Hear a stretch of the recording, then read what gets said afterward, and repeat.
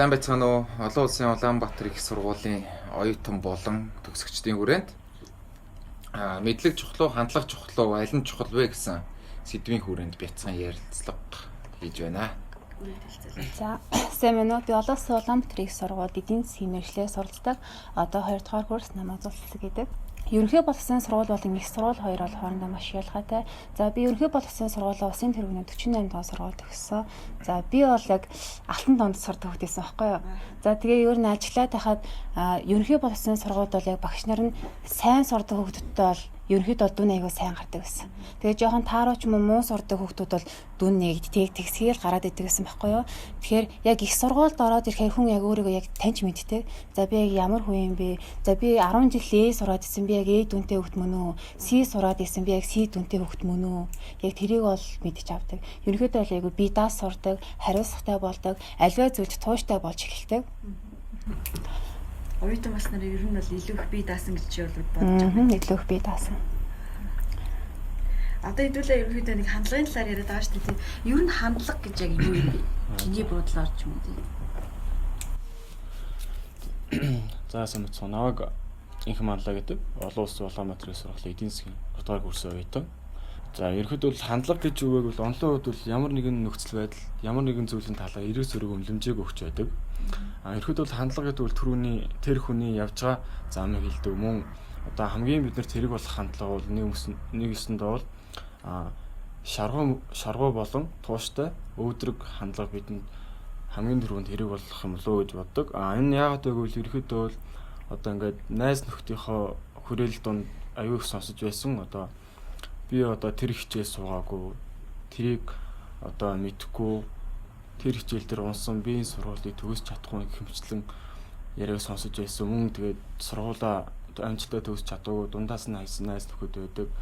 Мөн өөр одоо 10 жилдээ одоо муу сурдаг найз нөхөд байлгаас оюутан болоод зорилгоо ухамсарлаад одоо би тех ёстой шүү гэсэн үүднээсээ одоо хичээгээд мэдгүй ч гэсэн мэдхийн төлөө яваад тэгэж одоо хүний аргыг висаа болдог. Тэгээд тиймэрхүү хүмүүст бол одоо байдаг хандлага бол ерөөдөө шаргуу бөгөөд тууштай өөдрөг хандлага. Цааш өсөлтөвчгээд одоо хэрэг болох юм болов уу гэж боддог. Чиний хувьд бол хандлага тийм. Одоо чи ингээд 1-р курсод орж ирэх хандлага тий. Одоо яг ингээд төгсөж байгаа шүү дээ. Одоо ер нь л төгссөн. Тэр хандлага хоёрч ер нь ямар өөрчлөгдсөн бэ? Түрүүнөө багштай хоёрын ярианаас сонсч байна. Маш өөрчлөгдсөн. Маш их өөрчлөгдсөн. Зорилго ч ер нь өөрчлөгдсөн. Зорилго л өөрчлөгдсөн. Тий. Нөгөө нэг хүний амьдрал тэгээд бас юуж тохиолж болдог. Сайн ч муу ч тэгээд зорилгот нь бас ихэнхт нь л ер нь нөлөөс мах гэж боддог. Би ч гэсэн анх нөгөө нэг 2 дээр нэмэх 2 хөтөлбөргээд зэрийг сонирхоод амар сонирхож байсан. Яг тэгээд суралцж байгаа хугацаанд бас яг санснаар болоогүй заримдаа шантрах үе байсан. Тэгээ болж байгаа ч үе байсан. Олон найз нөхөд хамт олонтой болж исэн. Тэгээд ер нь гэхдээ хитийн зорилгоо сайн цаанаа бодоод тэгээд ямар нэгэн зүйл болсон мууч бай сайн ч болсон зорилготой тууштай тэгээд түрүүний мандлагийн хэлдгээр тууштай өөдрөг хандлага л ер нь чухал юм шиг байна. Тэгж бодсон. Манлаатай бол санал нэг л ачирт нөр сая ингээ хандлагын талаар ярьлаа шүү дээ. Төгсөгчийн хувьд биднэрт ч юм уу тий оюутнуудтай өгөх зөвлөмж ч гэдэм үү та нарын хувьд мэдлэгийн чухал вэ эсвэл хандлагын чухал гэж бодож байна уу? Яг амьдрал дээр гарахаар яг өөр юм юу байна талаас нь. За миний хувьд болохоор би 2014 оныг Улаанбаатар их сургууль нэртэй ахтан төгссөн. Бизнес эдийн засгийн менежмент мэргэжлэр төгсөөд одоо бол ерөнхийдөө барилгын компанид одоо 5 жилийн туршлага одоо төгссөнөөс хойш 5 жилийн туршлага хөрөнгөлүүллээ гэсэн үг шүү дээ. Тэ анх орсон компанид ажиллаж байгаа. Тэгээ би сургуулийн орчноос яг юу сурсан бэ гэвэл амьдралын сайн найзуудтай болсон. Мэдээж боловсролын системээр олгож байгаа маш олон төрлийн мэдлэгийг өөртөө хоригдлуулж авсан. Дээрээс нь одоо цагийг барихтай, юмд хариуцлагатай хандах тийм хандлагыг би сургуулийн орчноос, Улаанбаатар их сургуулийн орчноос багш нараасаа ерөнхийдөө олж авсан гэж болно. Тэр хандлага ингэж явсаар байгаа л ерөнхийдөө анхан шатнаас эхлээд одоо ерөнхийдөө бол нэлээд их туршлага хоригдлуулсан зузаарсан байгаа байхгүй юу? Миний хувьд болохоор би ажлын байран дээр хандлага чухал уу, мэдлэг чухал уу гэж шүү дээ тий. Би бол хандлагыг чухалчилж үздэг. Одоо жишээлбэл би барилгын компанид анхаарал ерөөсөө тэр арматур, бетон тий төмөр хадаас гэж мэдгүй очсон байхгүй. Тэгээд 5 жилийн дараа одоо ингээд дээр өндөрлгөөс гэж хардаг шүү дээ тий. Тэгээд ярихад бол би бол одоо бол харьцангуй одоо тэр цуур боловсрлоос илүү тэр одоо инженерийн сургуулиас илүү тэр барилгын талаарх мэдлэгтэй болсон тий. Тэнгүүтээ хүмүүстэй хандлагатай болсон. Миний яг амьдралын хувьд ч гэсэндээ одоо би анх борлуулалтын менежер тэр албанд очижсэн бол би одоо тэр тухайн барилгын компанийн борлуулалтын захирал болсон ч яах юм тий. Тэгэхээр би өөртөө ерөнхийдөө бол юмыг сурыг, мэдээ, хариуцлагатай бай гэдэг хандлагыг ерөнхийдөө оюутан байхаас эхлээд хөгжүүлээд тэрийг ингээд өөрийнхөө амьдралын зарчим болгоод явуулсан ч гэдэг юм тий. Тийм учраас миний хувьд бол мэдлэг биш, хандлага чухал. Мэдлэг мэдээж хүн хэрэгтэй ч гэсэндээ одоо хандлага нь зөв байх юм бол хүн одоо тодорхой хэмжээгээр ерөнхийдөө ажлын байран дээр дэвших ч юм уу те ерөнхийдөө юм сурахад ч гэсэндээ арай давуу болт юм болов уу гэж би бол боддог байхгүй. Миний хувьд бол те. Тэгвэл одоо манай Улаанбаатар сургууль чи ерөнхийдөө Солонгос ч юм уу те гадаад юм харилцаа ерөнхийдөө гайгүй сайн штэ те гадаадын гарцаа гэсэн. Одоо чиний хувьд жишээлбэл чи Солонгост сурч байгаа одоо Улаанбаатар их сургуулийг сонгоод авсан штэ. Яагаад тэрийг сонгох болов те тэр талаараа. За. Сайн санаа намайг Болдоотын анд гэдэг олон улсын Улаанбаатар их сургуулийн эдийн засгийн техникийн 2 дугаар курс суралцдаг. Тэгээд би болохоор 9 дугаар ангид төгсөөд Солонгос улсад Солонгос байдаг Монгол сургуульд очиж суралцсан маа. Тэгээд Солонгос Монгол хүүхдүүдийн ялгаа тэр нэг хандлага гэдэг зүйл нь маш чухал байд юм байна. Ер нь хандлага гэдэг зүйл маш чухал юм байна гэдгийг Солонгост очиод би амар сайн ойлгосон байхгүй. Тэгээд Монгол хотод би ерөнхийдөө хүнтэй юм баг ярьдаггүй. Тэгээд өөрийгөө жоохон ингэ дарддаг нэг хойгоор суучдаг хүүхдүүд байдаг шүү дээ тийм. Ер нь тийм байсан байхгүй. Янз бүрийн урлын үүсгэж ч юм уу тийм юмас холоор байдаг. Гэр сургууль гэж явж идэг нэг тиймэрхүү стожинка алтан дундаж тийм хүмүүссэн байхгүй. Харин Солонгост очиод би тэр сургуульд орсноор маш олон зүйлийг олж авсан. Өөрийгөө нээж одоо хүнтэй харьцаа минь ч өөрчлөгдсөн тийм. Өөрийгөө жоохон нээх тал дээр ч юм уу суралцсан байхгүй. Тэнд очиод болохоор манай сургууль болохоор хагас зэрэглэлийн дэглэмтэй ерөнхийдөө бол бүх юм ингээд дүрм журмын даваа амар хатуу дэглэмтэй ингэж явдаг тийм сургууль. Тэгээд манай сургуулийн менежер надад ингээд зөвлөжсэн л чи ингээд их хүнтэй ярилцаад үзээ тий. Чи ингээд өөрийгөө нээх шаардлагатай байна. Тэгэх юм бол чи өөрийгөө хөгжүүлэх боломж чамд байна гэд. Тэгээд намайг анх очиод эхний жилдээ би сурагчдын зөвлөл гэж байдаг. Сурагчдын зөвлөлд би нэг эрүүл ахуй хариуцсан нэг тийм юу байдаг. Тэр салбарт нь ороод 3 жил тэр сургуулаа төгсөн хөтлөө тэмцээн ингээд багштайгаа хамтраад юм хийжсэн байхгүй. Тэгэхээр ерөнхийдөө олон хүүхдүүдтэй харьцаж сурж байгаа. Ерөнхийдөө хүүхдүүдийг удирдах сурсан байхгүй бид нэг тэгэхээр ер нь хүнтэй харилцах харилцаанаас ахуулаад өөрийнхөө хийж байгаа үйлээс хамаарад ингээд хүний хандлага гэдэг зүйл ингээд өөрчлөгддөг юм байна.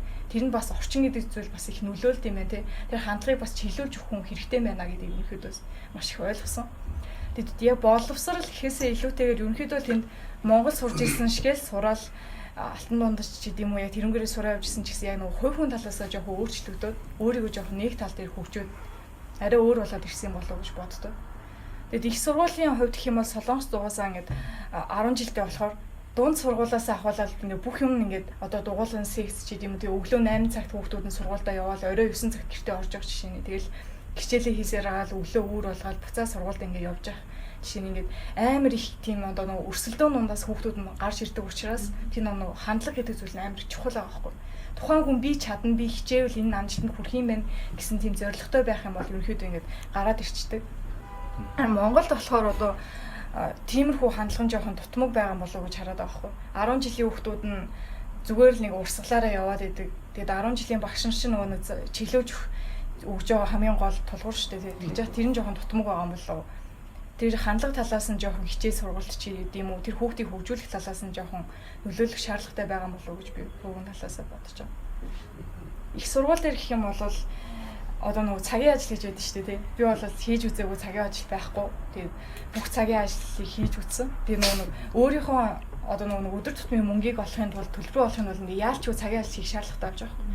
Тэгэл хэрэглээний мөнгө олохын тулд 7 хоногт 2-оос 3 удаа заавал ингээ нөгөө арбайт нь гарна. Арбайт гэдэг чинь цагийн ажил.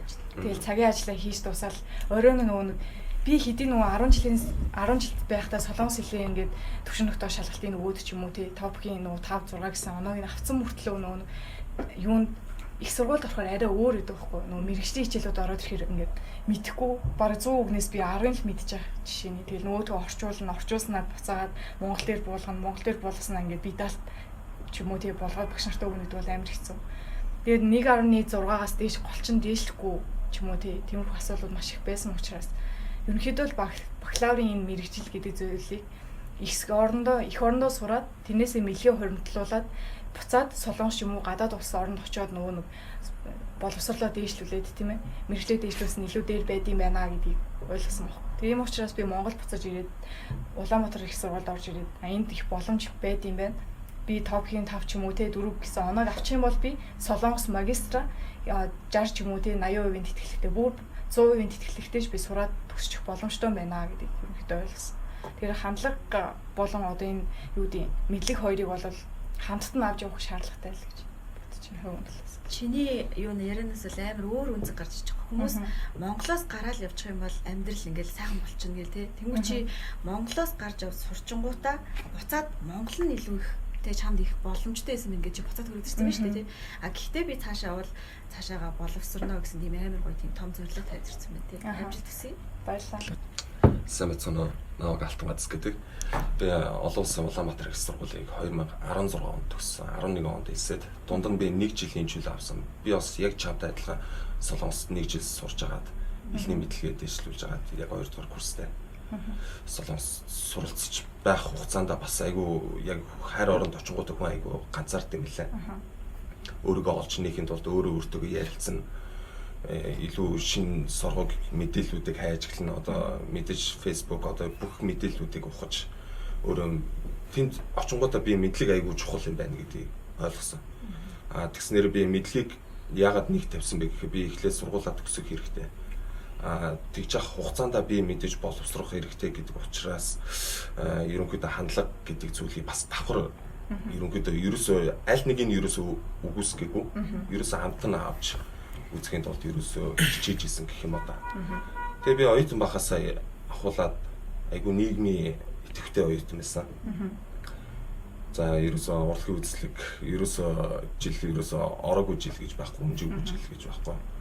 Тэгээд оюутан байж авах хугацаанд гэрэл дээрээ дүүн залуус гэдэг төрийн бос байгууллага энэ төр байгуулаад ерөнхийдөө сургуультай нийгмийн идэвх айгу сайдайсан. Одоо хүмүүнлэгийн ажил гих мэтчлэн зүйлүүдийг айгу хийдэг гэсэн. Одоо тэрнийхээ гол шалтгаан нь ерөөсөө би өөрийгөө эдийн засаг гэдэг мэрэгчлэр сурч исэн мөртлөө одоо би яг өөрийнхөө сонирхолтой одоо дуртай гэдэг мэрэгчлээ одоо яг тэр салбарт одоо би явж байгаа. Тэр яг мэрэгжил салбар нь яг юу гэхээр би одоо видео салбар, студ, тэгээ урлагийн салбар руу орсон байгаа. Тэр нь одоо би Улаанбаатар их сургуульд одоо урлагийн үзлэгээр их орж исэн нь арай илүү төлхөө байсан юм болоо да. Гэхдээ мэдээж эдийн засаг мэдлэг чухал гэсэнтэй адилхан би мэрэгчлээ бол маш их хайртай. Би одоо энэ мэрэгчлэрээ эзэл бол хийцэн ажиллагаа билээ. Одоо өөрийгөө байнга бэлчээдэг. Тэрний хажуугаар би одоо нэг жоохон илүү сонирхолтой одоо видео урлаг салбар руу орсон. Одоо бас нэг хандлага айгүй чухал гэдгийг бас мэдэрсэн явж байгаа. Хүмүүсийн харилцаа хоорондыг хүмүүсийг бас мэдээж нэг хэрэгтэй видеог авахын тулд хүмүүсийг яаж хөтлөх вэ те. Ерөнхийдөө нэг хандлага, мэдлэг хоёрыг зэрэгцүүлсэн дээр баг гэж боддог. Би ерөөс аль нэг нь ерөөс үгүйсгээгүй. Хоёул ингэ тэгшвэж ижил ерөнхийдөө хүн боломжийг авдаг юм шүү дээ. Тэгэхээр чиний хувьд ч гэсэн бас гоё юм хийж байгаа юм шүү дээ. Хүмүүс одоо ингээл ном уншаал мэдлэг авахаасаа илүү те шууд сошиал ухаал, те вебсайт ухаал, эсвэл видео үзэл те ямар нэг юм сурчиж байгаа шүү дээ. Тэгэхээр мэл цаашдаа гоё өргөжлүүлүүлээ гоё зүйл байна. Одоо бидний сурдаг үед Улаанбаатар их сургууль бусад сургуулиас бол одоо хамаагүй гоё орчинд байдаг гэсэн шүү дээ. Гуант, номын сан, тэгээд урлагийн үзлэг гэл аюу гоё шинэ оюутан хүлээж авах маах гээл те. Одоо яг танаа үеийн оюутнуудын хувьд орчин юу нь ямар болсон бэ? Одоо та нар яг хэдэн оны оюутнууд байж гэх юм уу те төгсөгчдийн хувьд асуу. За сайн байцгаана уу. Эдийн засгийн тэнхимийн 3 дугаар курс оюутан ач эрдэнэ байна. Би 2017 онд хэлсэж орж ирсэн. Тэгээд ерөнхийдөө бол нийгмийн 10 жилтэй байхдаа нийгмийн ухаан математик хичээлдээ дуртайсан. Тэгээд багаасаа ер нь улс төр нийгмийн эдийн засгийн мэдээг зургатаар амар сонсдогсэн. Тэгээд эдийн засгч болно гэж мөрөөддөгсэн. Тэгээд тэр талаараа ер нь 10 жилтэй байхдаа нийгмээрээ дагнаад нэг бол социологч юм уу эсвэл эдийн засгийн ангид ороод бизнесийн чиглэлээр сурна гэж бодоод ер нь бол боддог гэсэн. Тэгээд тэрч дагуу Улаанбаатар их сургууль юу танилцуулгыг үзэж авах амар таалагдцалтай 2 дээр нэмэх 2 хөтөлбөр тэгээ гадаадын сургуулиудтайгаа хамтарч ажилладаг гэд. Тэгээд намар анх орж явахад хувийн хөгжлийн сургалт явуулдаг. Оюутан шинээр хэлсэж байгаа оюутнууд зориулсан. Тэрэн дээр маш гоё дулаахан уур амьсгал тэгээд гоё орчин шинэ оюутнуудаа хүлээж авдаг. Тэгээд тэр нь амар их таалагдчихсан. Тэгээд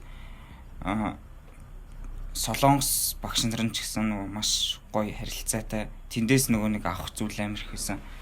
Тэгээд одоо суралцж байгаа бидний хувьд бол орчин маш чухал. Тэгээд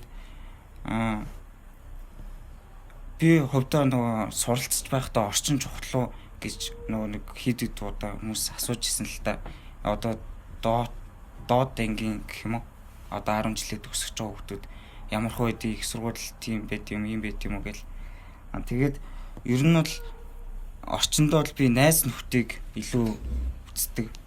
Найз нөхдийн хүрээлэл тэр гоё орчин бий болгодог, амжилтанд хүрэх тэр зүйлийг бий болгодог гэж үздэг. Тэгээд орчин гэхээр л нэг энэ анги танхим санал ширээ гэж боддгоо. Энэ орчин бол зүгээр хүмүүсийн хүрээлэл гэж ойлгодог. Тэгэхээр ер нь нэг зорилготой нэг мөрөөдөлтэй тийм хүмүүсээр өөрийгөө хүрээлүүлээд тийм гоё орчин бий болгоход ер нь оюутнууд амжилтаа суралцаж тэдээсээ хандлага мэдлэг хоёрыг нөгөө зэрэг авч чадна. Ер нь тиймэрхүү л тэгж л ойлгодог. Ерөнхийдөө би таад ярьж байгаа гэж яаж зүгээр нэг өөрийнхөө тийм арай өндөр настай байгаа. Энэ дундаас одоо хамгийн анхны эдийн засгийн тэнхимийн төгсөгч 2012 онд төгсөж исэн. Бидзэм гэдэг анхны тийм төгсөгчдийн нэг байгаа. За тэгээд яг ингээд харлаа би яг сургуулаа төгсөөд 7 жил болсон байна одоо ингээд харахад. Тэгээд энэ хугацаанд их олон ч юм хийж үзлээ. Өөрөө хүртэл банк бос хүртэл байгуулж үзлээ хүмүүсээс те. Жишээ нь одоо ингээд яг банк босоо байгуул айгуугаа амжилттай явж идэл гинт ханшийн зөрүүн соломо банк бос татан буугдахад би яг манай хүүхэд төрхөө эмнэлэг рүү би ихнэрээ өвдөөд ингээд зөөгөө явж байгаа гэх юм уу. Тэгээ энэ бүхнээс ингээд харахад хандлага чухлуу, мэдлэг чухлуу гэдэг дээр бол аль алийн л баримталж явж байгаа их зүгээр. Одоо чинь дөнгөж төгсөнгүүтээ шинэхэн ажлын байран дээр гараад айгуу гоё аим ирч хүчтэйгээр гарна одоо зөв халаа хийчих дайчих гэл. Айгуу гоё гараад явж итэл мэдээж ирийг ажил дунд бас алдаа дутагдал гаргана хүнд болсон хойно. Тэгэл тэр дунд мэдээж хандлага нь зөв байж найрсаг хамт олонтой болно. Энэ болон төв хүнээсээ хамаарах чадвар болоо явчин. За тэгээд хандлагаа гоё явж идэл мэдлэг яалчгүй дутагдаж эхэлнэ. За оюутан багт тэр хичээлдээ сууж явахгүй яа да. Хэрвээ тэгсэн бол одоо эндэж ердөө энэ байсан биш тэгээд. Тэгэл тухайн үед та нар 4 жилийн хугацаанд ингээд зарцуулсан хүч хөдөлмөрөө ажлын байрны гарсны дараа тэрэн дээр ингээ алдсан шиг. Хэрвээ би санхүүгийн хичээлээр гайгүй суужсан бол гээд дахиад чи 45 хоногийн сургалтанд ч гэдэм үү тийм өөрийгөө хөгжүүлэх юмнуудад байнга л давтагдаал явж явах жишээ. Тэгээд ер нь яг хэлэх гээд байгаа юм гэвэл энэ болохгүй байна, тэр бүтэхгүй байна те. Тэгээд би мөнгөгүй байна, би хоолгүй байна гэж явах үе бол хүмүүст зөндөөл байх үе гарна. Гэхдээ тэр болгоны гол нь инээмсэглээд болгоноо бүтээнэгээл даваад явбал тэр хүний хувь хүний хандлага нь зөв талтай байна гэсэн үг л дээ. Одоо жишээ нь зүгээр нэг ажилд авж байгаа байгууллагын одоо захиралд ингээ хоёр хүн ингээ ярилцлаганд орлоо нэг нь ингээл болохгүй бүтэхгүй талаас нь дандаа хардаг, нэг нь өөдрөөр хардаг, өөрөө юмыг сайн мэдгүй ч гэсэн одоо зарим нь одоо чинхэн малтан гацэв эдийн засгаар төгссөн байж өөрийнхөө сонирхлыг хөөгөө явцсан тий. Тэгсэн яг эдийн засгийн мэрэгчлэрээ яваг яг өөрхөн сонирхлоор ингэж болно бүтээн гэж явцсан. Зарим нь бол яг мэрэгчлэрээ гараад яг өөрхөн үндсэн мэрэгчлэр үндсэн ажлын байранд гарсан мөртлөө ажлын цагийг нуурт байна, ажиллаар дарамтлж гин, за дарга их үг хэлж гин гэл. Тэгээ ялангуяа одоо ингээ сүүлийн үед ажил дээр ингээ ажиглаад хараад байхад яг гаднаас орж ирж байгаа 98 99 оны ч юм уу те дөнгөж 20 гарч байгаа хүмүүс дөнгөж сургуулаа төгсөө орж ирж байгаа хүмүүс захирлын ганц нэг хатуу нэг үгэнд бол ерөөсөө үг дааж чадахгүй маргааш нь ажилласаа гарлаа гэдэг ч юм уу те. Тиймэрхүү хандлага бол айгүй их ажиглагдж байгаа. Тийм болохоор тэрэн дээр яг эерэг өөрсдийгөө гэсэн хөгжүүлийн ирмэлзэлтэй бай гэсэн тийм хандлага нь байвал зүгээр юм бол гэж бодож байна. Хоёр толгойд мэдлэг бол яалчгүй чухал.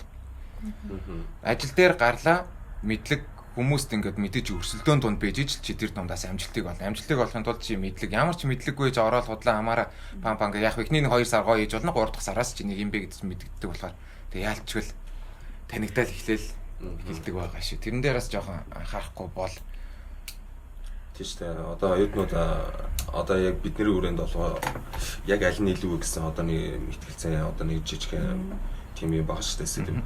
Одоо яг энэ дэр хүмүүс одоо яг аль нь илүү вэ гэдгийг хүмүүс сонсох гээд амар хүлээж байгаа. Энэ дэр яг хэлэх гээд байгаа зүйл нь яг юу вэ гэхээр мэдлэг мэдээж нэг тавигдана. Мэдээж хөвөн талаасаа хоёрт суур боловсрол одоо хүмүүжил тэр болгоно хүмүүстэй баг харилцаа, хамт олонны харилцаа гэдэг зүйлээс хамаарч одоо ерөнхийдөө хандлага гэдгээ сайжруулж одоо нийтж одоо юмыг шинээр зохион байгуулах одоо юу гэдэг нийгмийн тэр болгоныгоо гоё сайжруулж явбал балансыг бариад явбал болж байгаа гэж байна шүү дээ. Ер нь одоо ингээл та нар одоо шинэ төгсөгчд болно шүү дээ. Тэгэхээр өөрсдөө ч гэсэн дотроо бодож явах хэрэгтэй. Бид нар дээр айгүй олон төрлийн сорилт тулган тэ ажлын байран дээр гараад тийм болохоор боломжгүй зүйл гэж юусоо байхгүй. Тэгэд шийдэгдгүй асуудал гэж юусоо байдаг байхгүй. Алдлаач гэсэн дараа нь ард нь загвар шийдвэр цаард нь бэж лээдэг тий. Тийм учраас ерөнхийдөө л урагшаал авах хэрэгтэй. Гэхдээ бас хандлага чинь зүг байх хэрэгтэй шүү дээ. Зөвхөн ингээл сэлвш амиа бодоол тий. Эсвэл зөвхөн албан тушаалын төлөө тий ямар ч хамт олонгүй. Тиймэрхүү хүмүүс байдаг байхгүй. Тийм ш зүгээр л гоё алтан дуунждыг барайл, ажлын хөвдөө ажиллаал, наргиц ингээл хичээлийн их үедээ хийгээл тий. Гоё өөрөөсөө бас хөгжүүлээд ерөөсө бууж өгч болохгүй. Тэгэл бууж өгөх юм бол бааш орч байхгүй болчихно. Дуусч фейлч. Тэрийг би бол одоо өөртөө бүр амар хатуу одоо ерөнхийдөө хэлсэн гэсэн үг шүү дээ. Тэнгүүдээ Улаанбаатар их сургууль тасны давуу тал нь жижиг хэмжээний юм солонгос хэлний хичээл ордог гэсэн байхгүй 1 2 дугаар. Тэгэл би ч гэсэндээ солонгос хичээл ёо тэр солонгос хэлний хэдэн үгнүүдэд чийжилж яахгүй яав да гэж бүр ингээ харамсаж исэн үе ч гэсэн надад байжсэн байхгүй. Тэгэхээр сурах ёстой цагтаа сур, тоглох ёстой цагтаа тоглол, барих ёстой цагтаа барих. Тэгэл би бол тийм л зарчим байна. Боломжийг бити яал гэж үг гэдэг шүү дээ тийм. Ил нөгөө амар их боломж байгаад хахад ингээл урд нь боломж ингээ нээлттэй байгаад хахад хүмүүс ингээл би болохгүй мэн чадахгүй мэн одоо төлбөр байхгүй болмаас би ингээ сургууль сурч чадгүй. Намайг Солонгос байхад манай нэг хамаатны ах их сургуулаа хайсан гээд тэгээ эцэг их юм буу юм болоод манай аав ээж хоёр бас яриад чи бас ингээд их сургуулаа төгсч чадахгүй юм шүүс гэл надад бас ингээд байн хэлдэг байсан байхгүй. Тэгээ би нэ эцэг их юм боломжгүй болоод тэр хүүхэд сурч чадаагүй юм байна да тий. Тэр эцэг ихэн төлбөрийн төлж чадаагүй болохоор тэр сургуулаа төгсч чадаагүй юм байна гэж боддог байсан байхгүй. Тэр төлбөрөө төлөөл явж байвал тэр хүүхэд яаж ижаал сургуулаа төгсч юм байна гэж бодож байсан байхгүй. Тэгж яг үнэ ингээд Улаанбаатар их сургуульд орж ирээ ч юм уу те өөр их сургуулиуд ингээд харсан чинь боломж амар их байгаа байхгүй. Одоо нөгөө тэтгэлэг ч юм уу те өөрөө сайн сурч ивэл тэтгэлэг авах боломж зөндөө байд юм лээ шүү дээ. За жишээлбэл одоо нөгөө Яши оноогоо 600 оноо стейж байх юм бол 30-40% тэтгэлэг өгөх ч юм уу те. За тэгэл аль эсвэл бол нөгөө төрийн сангийн тэтгэлэг гэж байна те. Аль эсвэл нөгөө төрийн сангаас зээл аваад төгснөхийн дараа нөгөө зээлээ төлөх боломж бас зөндөө байна. Тэр боломж болгоныг ашиглаад сураач те тэр мэдлэгийг өөртөө хуримтлуулаач зүгээр хүн хин нэгний гарыг хараа зүгээр гэртээ суухаас илүүтэйгээр өөрийгөө хөгжүүлэхийн тулд мэрийгээч гэдэг зүйлийг хэлмээр санагддаг. Тэгээ би сая бас нөгөө төрийн сангийн зээлийг хөөцлөж үзсэн. Боломж бол зөндөө байд юм нэлээ. Хүн болгонд л нээлттэй юм бэл. Бичиг баримтыг бүрдүүлж өгөөл өргөдлөө бичээл өгч юм бол хүн болгоныг л ав. Тэгээ сургуулаа төгсөний дараа та 24 сарын дотор ч юм уу 32 сарын дотор та ингээд хуваагаад төлөх боломжтой байна гэж байгаа байхгүй тийм. Ийм боломж байхад битээ сургуулаа ингээд юуны төрөнд ингээд хайхыг бодооч тийм.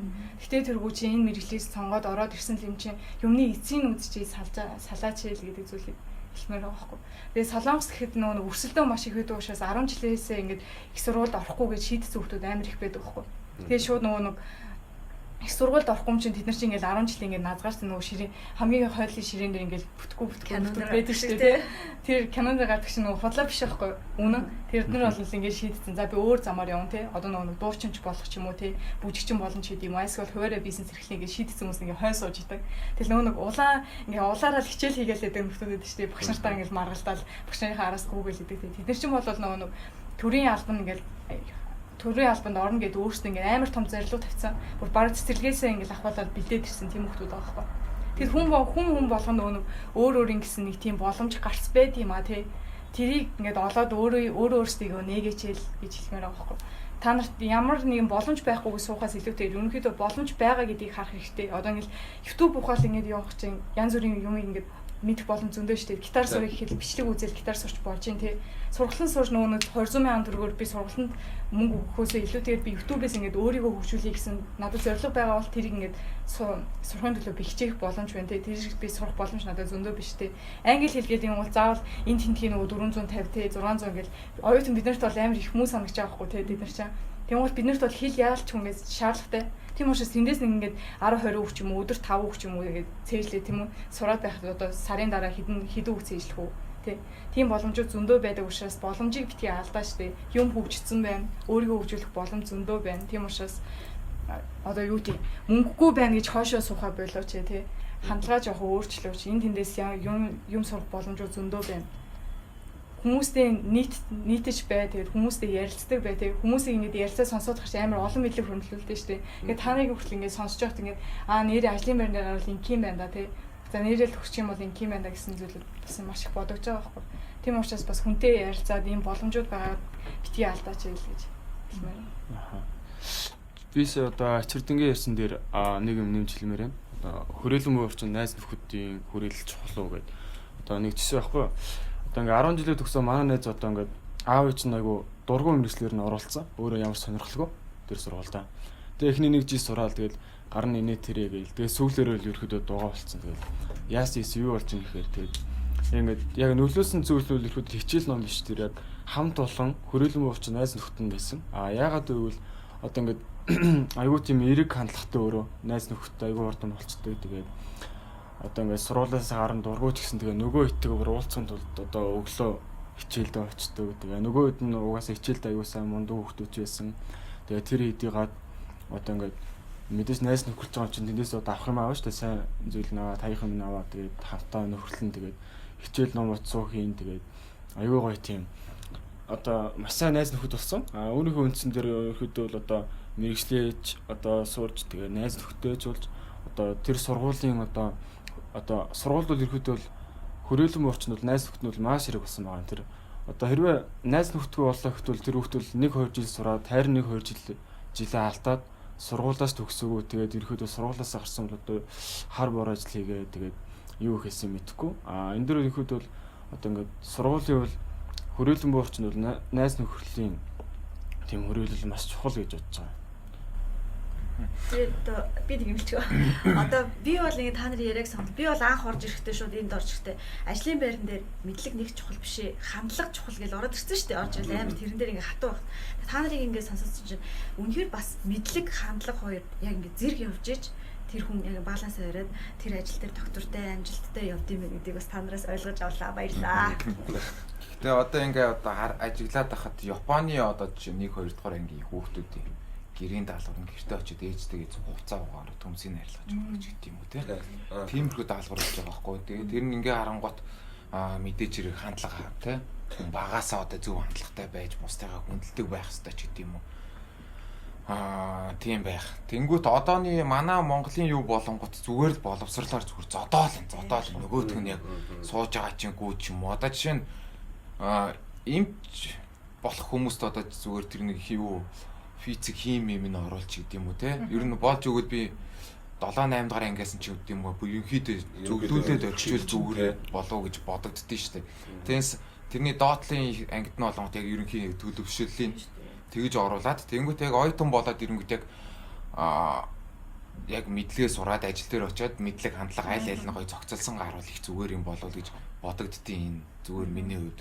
Гэтэ яг одоо яг Монголын тим юун дээр харангуут багш нарын ч тэр зүгээр л яг юм хувийн бүр үнэтэй жилийн одоо 5-6 сая оюутнуудаас илүү үнэтэй тийм сургуульд сургаж ижлээ одоо бүр амар л зөв хандлагатай зөв юутай хүүхдүүд л гарч ирнэ гэхээс биш бараг л 10 жилийн улсын сургуулиудад баг хэцүү л харагдаж байна гэж хүмүүс ярьдیں۔ Гэхдээ гэж хүмүүс яриалаа. Гэхдээ юу л байгаа л да 10 жилийн одоо тийм улсын сургууль тэгж хүүхдүүдэд явуулаад хажуу нэмэлтээр бас хүүхдүүдэд хөгжүүлэх боломжууд бол зөндөл өгдөг шиг санагдаж байна. Гэр бүлд нь маш сайн хүмүүжүүлж өгөө тий. Одоо бид нар одоо би хүүхдтэй бид нар та нар ч гэсэн угаасаа хүүхдтэй болно. Тийм учраас багаас нь эхлээл тийм хандлагын айгу зөв болгож өгөөд бусдад гай болохгүй тий. Өөрийгөө гэхгүй зүгээр бусдад гай болохгүй тийм хандлагатай болгож хэрэгтэй байна. Хүүхдтэй болол хүүхдтэй болохыг ойлгодог. Тийм хүүхдтэй болохыг ойлгодог. Тэр бол маш зөв. Нөгөө гэр бүлийн боловсрал гэдэг юм бас жоохон тутмаг байгаа юм шиг тий. Эцэг эхчүүд нөгөө хүүхдээ сургууль явуулчаал сургуулаас хүүхд мэдлэг боловсролыг авах ёстойг хайчдаг. Тэгчингуудлаа гэртээ очингуул одоо нөгөө аав нь тамхи татдаггүй байж штэ хүүхдээ чи битгий тамхи татараа гэж уул нь хэлэх хэрэг байгаад байгаа байхгүй тий. Тэгсэн мөрлөө хажууд нь ингээд тамхи татаас уучаа чи тамхи татч болохгүй шүү гэ. Заагаад идэг. Энэ нэг бодлын бас нэг тийм сонин байгаа байхгүй. Нөгөө нэг ийм үг гэдэг шүү дээ. Үлгэрлэж чадахгүй бол өглөх хэрэггүй гэдэг. Тэр үгийг би амар хэлэх дуртай. Тэгээд нэг удаа би тийм пост хийжсэн. Тэг яг жоохон аавта жоохон дургу хүрээд нэг удаа нөгөө би нэг амар зоригтой орж ирсэн байхгүй. Тэгээд жоохон асуудал гараад тэмцэж өгөөгүй. Тэгтээ би нэг яг жоохон дургу хүрээ Facebook дээр бичсэн. Тэгсэн чи маргааш нь аавтаа таараа. Тэгээд чамд би яасан ийсэн гэл тэгэл жоохон уурсан би тэгэл жоохон сэтгэл дундуур үлдээл тэгэл тухайдаа тэгэл Тэгээ аавч тэгээд пост хийсэн шүү дээ. Тэгээд аавч зассан уу? Тэр зассан. За тэгвэл гүйлдээ авах шүү тий. Тэгвэл дахиад пост тэрэнд нь амар бас баярлалаа.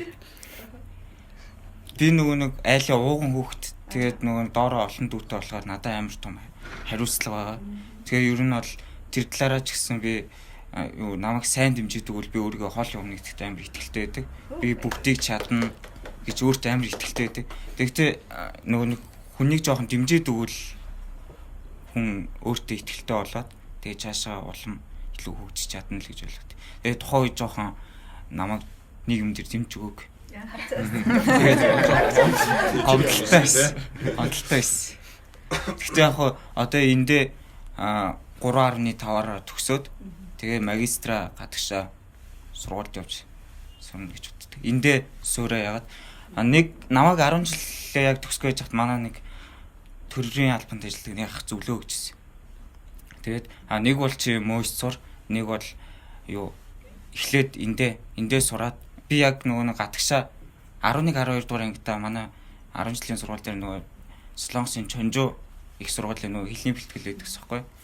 Тэр яагаад хэлний бэлтгэлд нь явсан. Тэгээд би тийшээ суралцах гад явахсан чинь нөгөө жилийн төлбөр нь нөгөө ярилцж ийснээсээ төгснөөс илүү хит их давцсан байхгүй.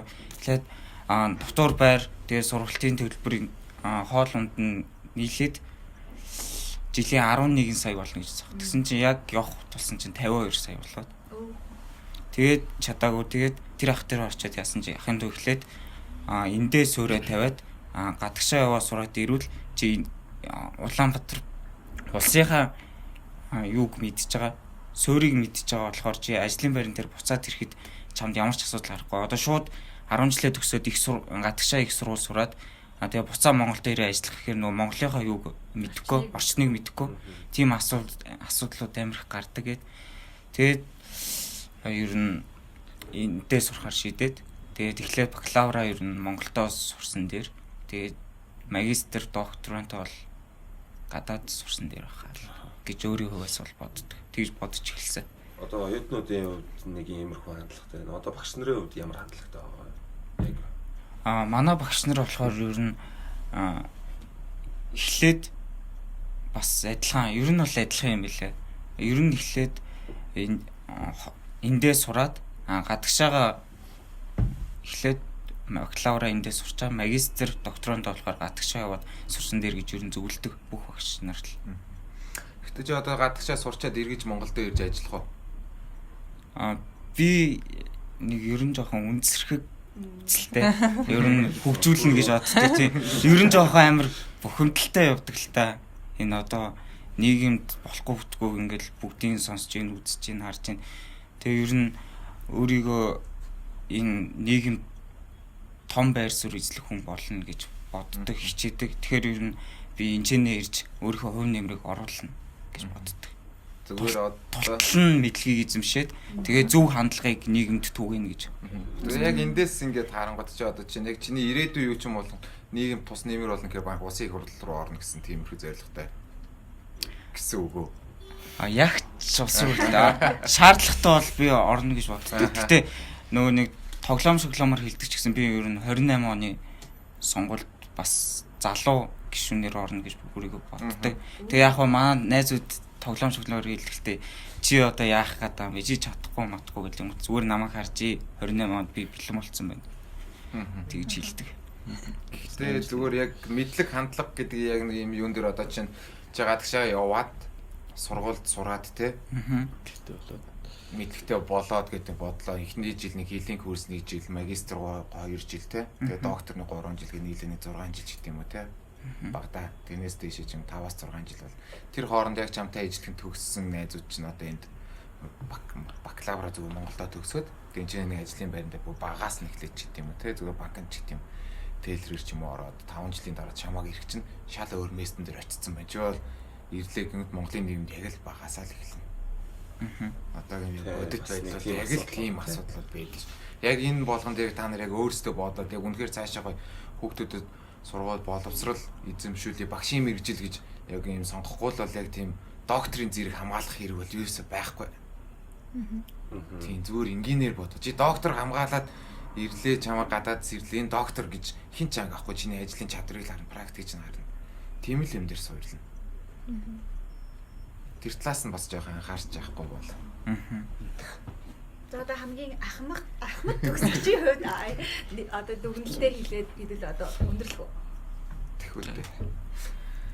Тэгээд яг зүгээр яг эцэст нь хэлэхэд яг хүн болгоны өөрсдийнх нь л ухамсараас л тий хов хүний чанараас нь л хандах байх л та. Одоо зүгээр сая хэллээ гэдэг яг үнэхээр яг өөрийгөө сурч боловсруулж яг юм боловсролын салбарт ингэж явахгүй бол докторийн зэрэг бол яг биднээсийн хувьд бол хэрэггүүлэх гэж бодогдтiin. Тэгээд хоёр толонгот яг оюутан бол төгслөө шууд бакалавр биш магистр лөө биш доороо хийж нэг 2 жил ч юм уу ажлын байранд гарч үзчихэд магистраар сураад тэр яг магистраар сурах хооронд яг би юм дээр алдж ирсэн. За энүүгээрээ магистраар арай төвлөшөөд явбал арай дээр юм болоо гэж тэгээд сурвал арай илүү амжилтанд хүрэх юм болоо гэсэн тийм бодолтой байна. Миний хувьд бол зүгээр. Тийм л энэ да. Тэгээд яг ирээдүйд яг 4 төгсөөд ямар местэн дээр яаж очих уу гэдгээ сайн төлөвлөж үзчихээж дараагийн алтмуудаа сайн төлөвлөсөн зүгээр юм болоо л гэж бодож байна да. За баярлалаа. За энэ удаагийн дугаар маань энэ хүрээд өндөрлөж байна. Та бүхэн лайктаар шеэр хийгээрэй. Санал бодлоо маа комент хэсэгт бидэнтэй уулзаарай. Subscribe хийхээ битгий мартаарай.